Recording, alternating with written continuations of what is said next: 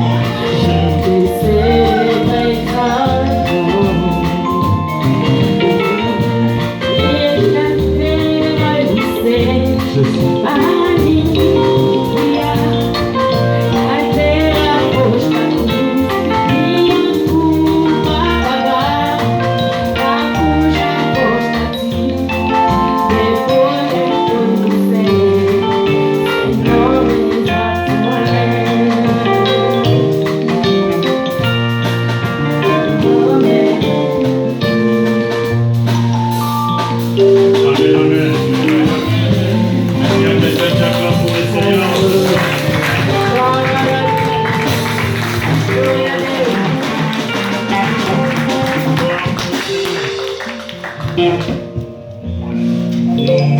irons lire l'Écriture.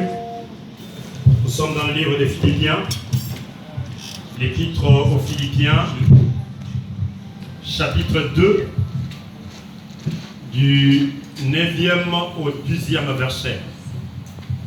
Lisez l'Écriture. Épître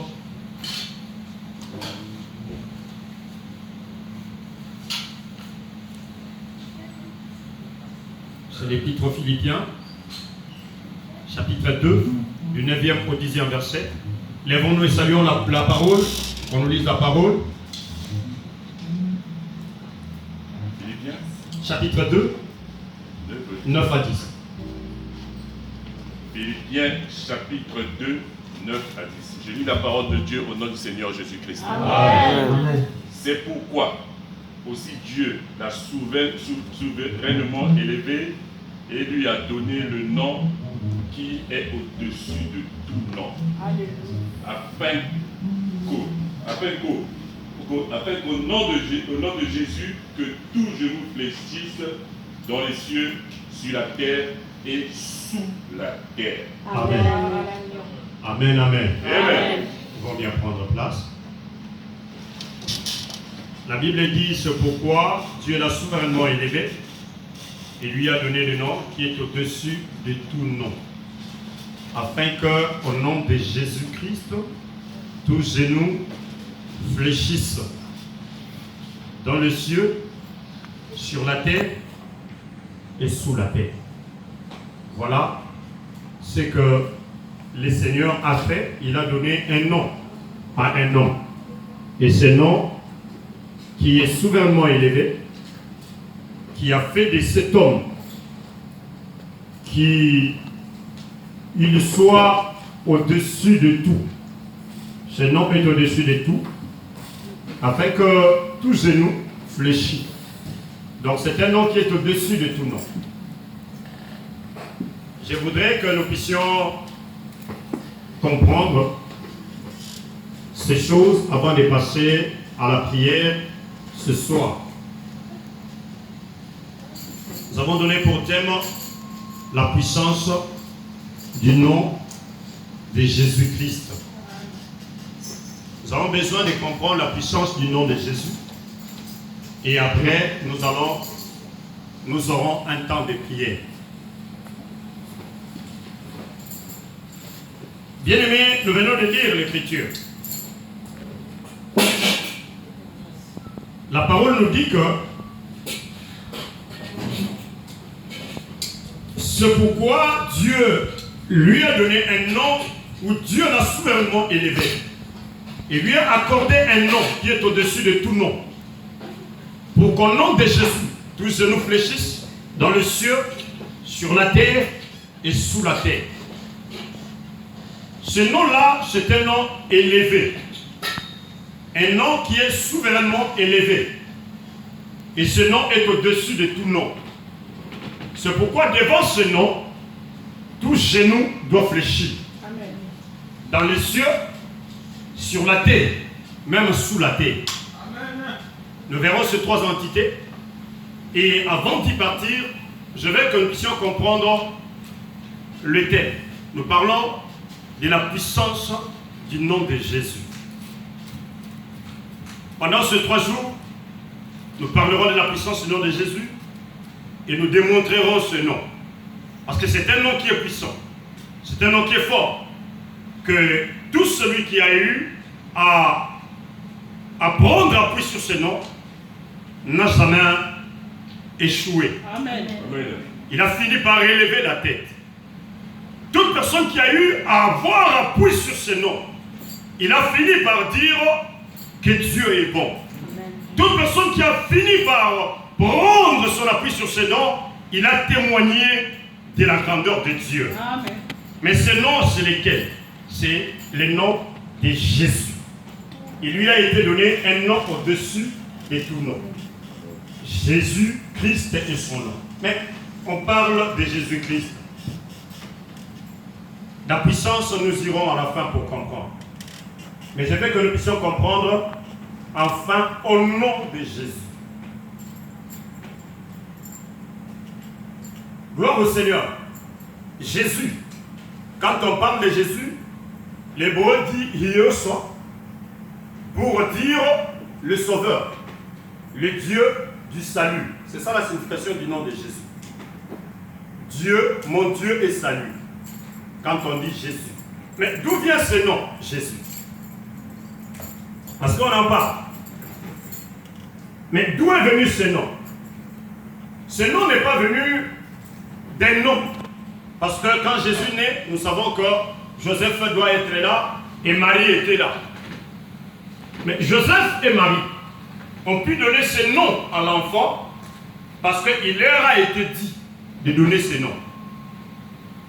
Ce n'est pas un nom qu'ils ont imaginé, mais c'est un nom qu'ils ont reçu des noms. Et cet homme, c'était l'ange que le Seigneur a envoyé. Il y a un peu d'écho là. Et ça résonne dans mes oreilles. C'est un ange que Dieu a envoyé. Cet ange qui s'appelle Gabriel est venu un jour. Son travail était de venir annoncer l'avènement d'un homme. Et l'ange vient voir une femme. Et la femme que verra l'ange, la femme qui rencontrera l'ange, n'était pas une femme comme toutes les autres femmes. C'était une femme qui était de là, qui n'était pas, qui était fiancée, mais qui n'était pas dans la maison d'un homme. Et c'était une femme, la Bible stipule bien que c'était une vierge. L'annonce vient à une vierge pour dire à la vierge ceci, que toi, tu vas concevoir et tu enfanteras. L'enfant qui naîtra de toi s'appellera Jésus. Maintenant, il faut que cette femme comprenne le message. Mais pour comprendre le message, la femme prend la partie naturelle. Ici, nous irons de la nature, du naturel au spirituel. La femme prend sa partie naturelle. Elle dit ceci à l'ange. Je suis encore vierge. Comment cela peut-il se faire? Parce que je n'ai jamais été dans la maison d'un homme. Et je ne suis pas marié. Oui, réellement, je suis fiancé. Mais je ne suis pas dans la maison d'un homme. Mais comment cela arrivera-t-il que moi, je puisse concevoir?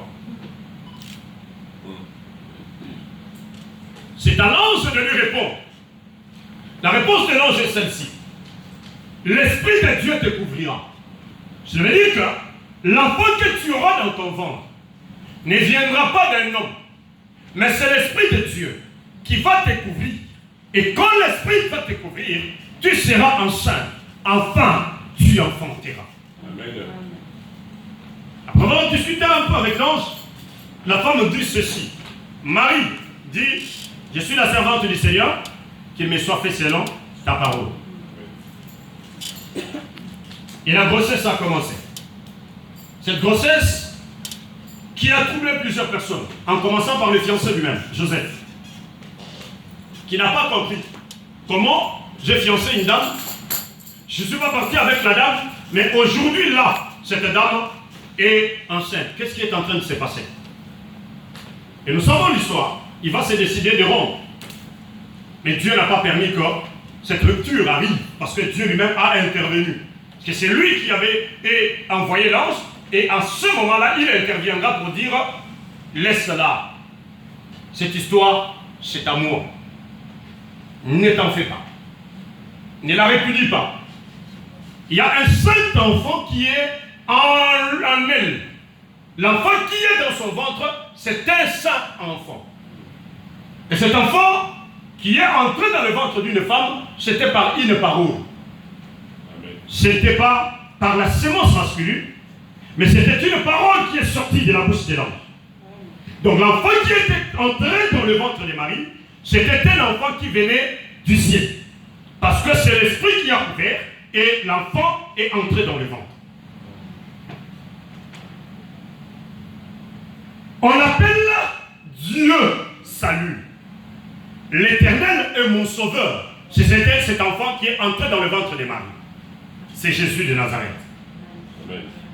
Maintenant, si l'enfant qui vient d'entrer dans le ventre de Marie s'appelle Dieu Salut, je vais dire à quelqu'un qu'il faut que tu comprennes que Dieu a quitté les cieux pour venir sur la terre.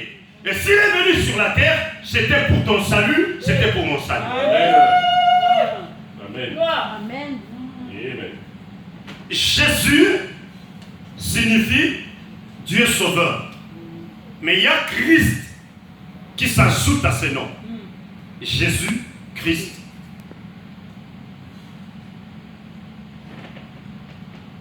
Christ signifie oint. Un oint, c'est qui? C'est une personne qui est consacrée par l'Esprit de Dieu, par la puissance de Dieu, pour faire l'œuvre du Seigneur. Amen. C'est celui-là qu'on appelle une personne ointe. Quand on dit ou on parle de oint de Dieu, cela veut dire que cette personne a été mise à part, comme l'hébreu dira Kodesh, quelque chose qui a été mis à l'écart pour les services. Amen. Parce que ce qui est consacré doit être seulement consacré à Dieu pour que cette chose-là soit utile aux hommes. C'est pourquoi il s'appelle Christ. Christ veut dire oint. Donc, le Sauveur est oint pour faire l'œuvre du Père. Amen. Jésus. Dans le livre d'Ésaïe 61, la Bible dit ceci. L'homme de Dieu, le prophète annonce qu'un jour, un enfant naîtra. Mais quand il est en train d'annoncer, il parle dans Ésaïe 9, verset 5. Mais en Ésaïe 61, verset 1 à 3, il dit ceci. De cet enfant-là qui sera appelé Père éternel, dans Ésaïe 9, verset 5, il dit ceci de lui. En Ésaïe 61, verset 1 à 3, l'Esprit de l'Éternel est sur moi. Et il m'a oint, afin d'annoncer les bonnes nouvelles aux pauvres, pour libérer les captifs, guérir le malade. Voilà, c'est cet homme-là, Jésus, qui a été oint. Et son travail, comme il a reçu l'onction, c'est de venir sur la terre. Et quand il vient sur la terre, c'est pour faire l'œuvre du Père. C'est pour libérer les captifs. Celui qui est en captivité, qui a été possédé pendant le temps par l'ennemi, cet homme-là, quand la parole de Dieu, Jésus est prêché, cet homme doit être délivré. Le nom est tellement puissant. Pourquoi ce nom est puissant? Parce que c'est un nom qui ne vient pas de la tête, mais c'est un nom qui vient de cieux. Or, celui qui vient de cieux, le nom de Jésus va seulement signifier salut. Et si je ne parle pas seulement du salut de l'âme, mais je peux aussi parler du salut de votre chair, du salut de tout ce qu'on peut avoir. Parce que tout ce qu'on peut avoir, le salut quand il vient, il visite et il change les choses. Amen. La Bible dit ceci, que ce nom lui a été donné. Pourquoi le nom lui a été donné? Il lui a été donné. Il est au-dessus de tout nom. Pour qu'au nom de Jésus, tout genou fasse quoi? Fléchisse. Et ce genou qui fléchit, pas seulement ici. On dit dans le ciel. Or, dans le ciel, nous savons que nous commençons au ciel de cieux où il y a Dieu, mais dans les airs, il y a les esprits méchants qui ont été jetés. Donc, même les esprits méchants dans les airs, ils fléchissent devant ces noms. C'est pourquoi s'il y a quelqu'un qui a été possédé par un sorcier ce soir, il sera libre. Amen. Amen. Parce que les gens fléchissent devant ce nom qui est tellement puissant, devant le nom de Jésus, quel que soit le problème, quelle que soit la sorcellerie, quel que soit le niveau des choses, elle est donc. La Bible dit ceci. Sur la terre, les genoux fléchissent. Or, sur la terre, il y a des humains, mais il n'y a pas seulement des humains.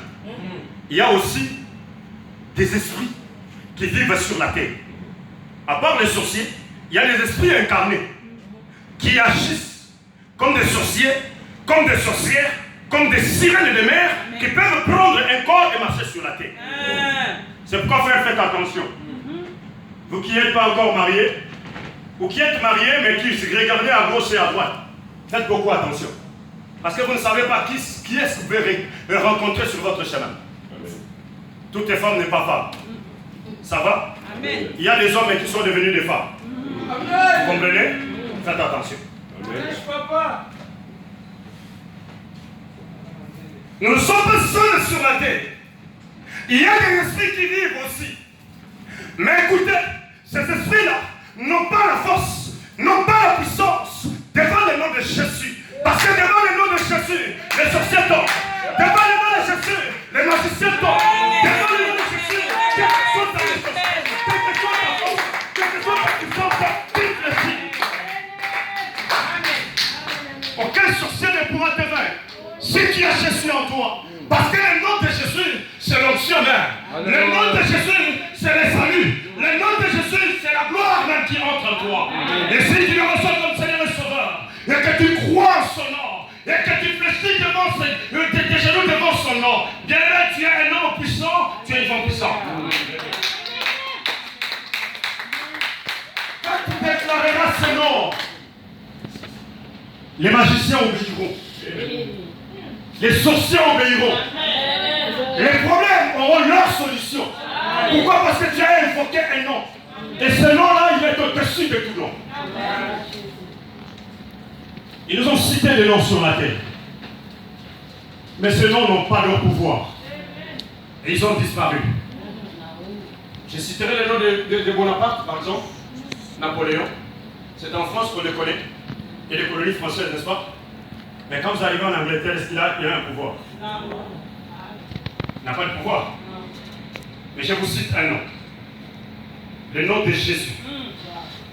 Quand je vais en Afrique du Sud, je trouve ce nom. Amen. Je vais en Angleterre, je trouve ce nom. Alléluia. En Inde, ce nom-là est cité. Alléluia. Il est cité aux États-Unis. Ce nom est Amen. cité en Mexique. Ce nom est cité en Angola. Ce nom-là que je viens citer en Alléluia. ce nom que je viens citer partout en France. Ce nom de Jésus, les Français connaissent. Ce nom de Jésus, même les méchants ils connaissent. Ce nom de Jésus, même les plus grands magiciens, ils le savent. Alléluia. Yes.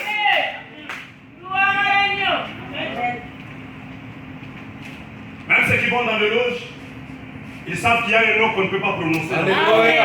Yes. Oh. Parce que si tu prononces ce nom-là dedans, il y aura des dégâts. Il va créer des dégâts. Les chaises vont tomber. Les hommes vont tomber. Même ce qu'on pourra élever, ça pourra tomber. Alléluia. Parce que c'est un nom qui est au-dessus de tout. Alléluia. C'est le seul nom de la puissance. C'est le seul nom qui nous donne. C'est le seul nom. Le son que je fais, c'est le nom. C'est le nom qui change, je l'ai dit. C'est le nom qui peut te prendre du péché pour t'amener à la lumière. C'est le nom qui fait tomber des maladies. Bien aimé, je vous dirais encore que j'étais là, je devrais mourir des reins. Des reins. Parce qu'il y avait un problème. Et pendant ce moment, il y a une personne avec qui nous vivions dans la même parcelle qui est décédée des reins. Et je ne pouvais même pas expliquer à mon épouse que les douleurs que j'ai, ce sont des douleurs rénales. Parce que je me disais, si je lui explique, elle tombera. Amen. Et ce qui va la faire tomber, c'est quoi? Sa foi va basculer. Amen. Elle le verra parce qu'il y a une personne qui vient de tomber. Un Zimbabwéen venait de tomber. Et je suis resté calme. J'ai imploré l'Éternel. Je disais à Dieu, Dieu,